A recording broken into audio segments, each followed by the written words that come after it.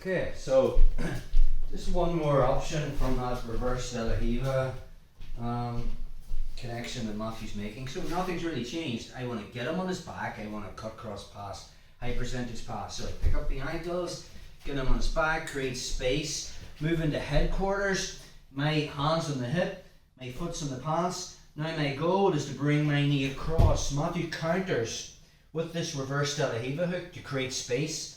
One, the reverse De La Riva hook stops me. It acts like a wedge for me getting my knee to the mat. But now he's added in the bonus of this push.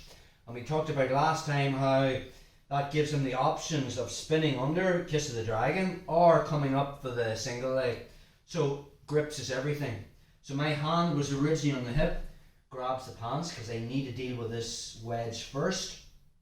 And this one will obviously grab the collar like last time because to keep Matthew away as a defensive grip. So if he tries to underhook that leg, it's difficult because I've made a frame here. So again, from there, elbow comes inside and I start to remove that connection.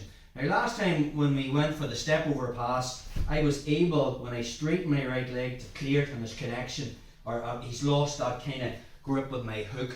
But sometimes from there, you get people that are just really good at keeping this.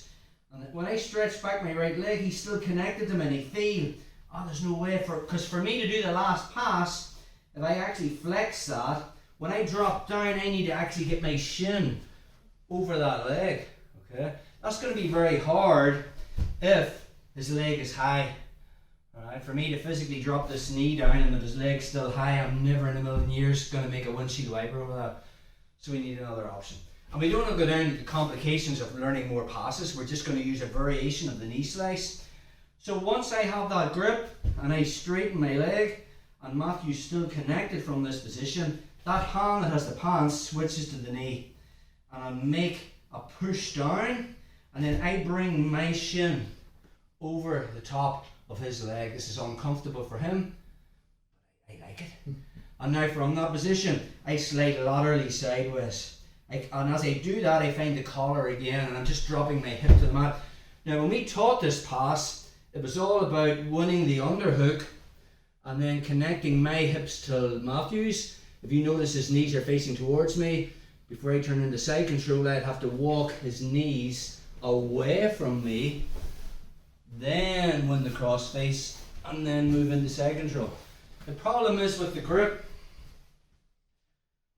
once I remove this, okay, and I find this and I pop off, when I come into my moving sideways knee slice from there and I find the collar, when I turn the corner, I haven't got the underhook.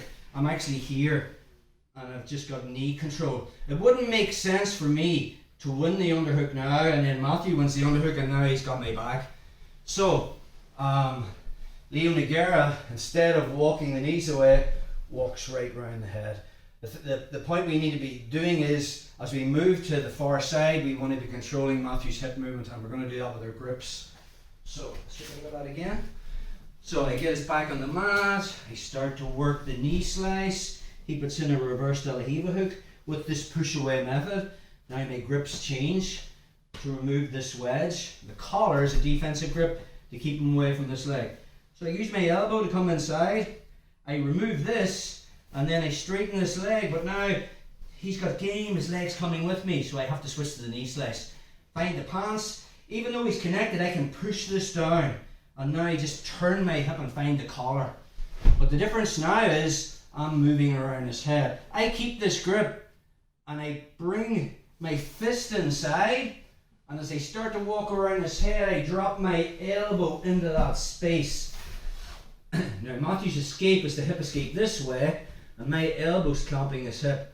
He can't move that way. The only thing he can do is turn into me, and when I win the crossface and put crossface pressure on him, he can't turn into me or away from me. And now I can solidify into side control. Any good guard pass that you're thinking about is not just the pass. We want to be able to control the person until we can put them in a pin. So just get another angle on that. So again, I can push in his shoulders, create space, headquarters, go for the knee slides. Matthew counters with a reverse De La Riva hook and this wedge, grips, pants, collar, stops the inversion. Use my elbow to remove that. And then when I straighten this leg, he's connected to me. So the hand switches from the collar to the knee. I push this down as far as I can and keep that grip. And then I just turn my hips sideways and I re-grab here again. So I'm connected to them. The detail is now I'm not going to walk his knees back and going around his head. So I punch this grip towards his body, step over his head, and the detail is I put my elbow on the mat. I still have a grip on the lapel. As I step around his head, that stops the hip escape that way. And now I don't want him turning into me, so now I just cross face and my right shoulder comes into his head, try to turn into me. And now I've got side control. More time on that, bro. Just perfect, right? Yeah. So I get his back on the mat, attempted knee slice, make my grips, okay, remove the wedge, back off, he's still connected to me, regrip, and now I just push this knee down, move laterally, find the collar, punch this in, come around the head, and now I have side control.